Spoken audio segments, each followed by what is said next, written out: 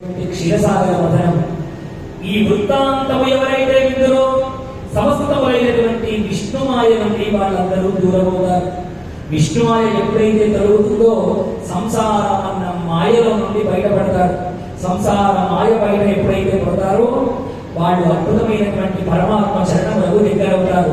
పరమాత్మ చరణములకు దగ్గరయ్యాము అంటే శ్రీ కైవల్యపదంబు చేరుటకునై శ్రీ కైవల్యపదం చేరడానికి మనమందరం కూడా సిద్ధపడ్డట్టు. ఇదయ్యా ఈ కూర్మ వృత్తాంతము, ఇదయ్యా మోహిని వృత్తాంతము అని కథనంతా సవిస్తారంగా తెలియజేశాక సర్వం శ్రీ ఉమామహేశ్వర పరబ్రహ్మార్పణమస్తు. ఈ 2 గంటలుగా మనం మీకు భాగవతాన్ని ఉదయం భాగవతాన్ని ఇక్కడ సంపన్నం చేసుకొని మళ్ళీ సాయంకాలము అద్భుతమైన ఘట్టం ఆవిష్కృతం కాబోతుంది.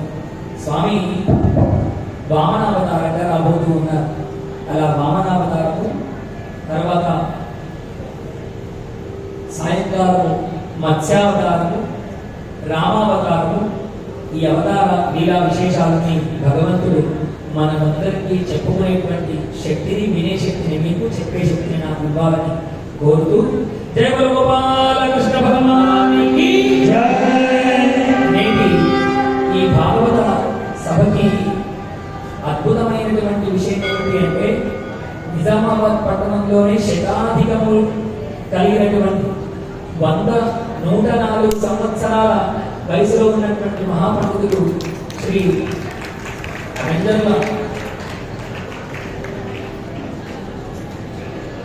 మీ అందరికీ సుపరిచితులే. ఆయన ఇక్కడికి రావడం నా మీద ప్రేమతో ఇక్కడికి వస్తాను అని మొదటి రోజు నుంచి, అంటే మా మామగారికి ఇవాళ గంగాధర శర్మ గారు వాళ్ళ కుమారుడు నాకు మామ ఉన్నారు. ఇవాళ ఆయన వీలై పెద్ద ఆయన్ని వాళ్ళు తీసుకువచ్చారు. చాలా చాలా ఆ పరమాత్మయ్య నడిచొచ్చాడు అని నేను అనుకుంటూ ఉన్నాను. ఎందుకు అంటే 100 సంవత్సరాలు పూర్తయినటువంటి మానవుడు అంటే బ్రహ్మ వేద ప్రతిపాదితమైనటువంటి ఆయుర్దాయాన్ని పూర్తిగా అనుభవించిన ఆయన అంటే ఎంత అదృష్టం అంటే ఆయన చూస్తే చాలు మన పాపాలు పోతాయి. అలాంటి అద్భుతమైనటువంటి వ్యక్తి ఆయన చరణాలకు మీరందరూ అక్కడి నుంచే దండం పెట్టుకోండి. ఆయన ఆశీస్సులు మనందరి మీద ఉండాలని. ఇంకో అద్భుతం ఏమిటి అంటే ఇవాళ మనకి స్వరార్చనకి ఎంత శ్రావ్యంగా పాడుతుంది పాట. ఆమె పేరు కూడా శ్రావ్య, కాబట్టి శ్రావ్య కూడా వచ్చి ఇవాళ మనకు అద్భుతమైనటువంటి ఇక్కడ స్వరార్చనలో పాల్గొన్నందుకు ఆ చిన్నారి తల్లి కూడా పరమాత్మ అనుగ్రహం ఉండాలని తెలియజేస్తూ మిగిలిన రోజు కూడా వస్తాను.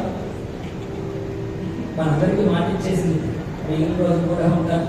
కాబట్టి భగవంతుని స్వరార్చనలో పాల్గొని మనందరికీ ఆనందాన్ని ఇవ్వాలని సాయంకాలము మనమందరం కూడా భాగవతంలో మళ్ళీ కూడా కలుసుకుందాం.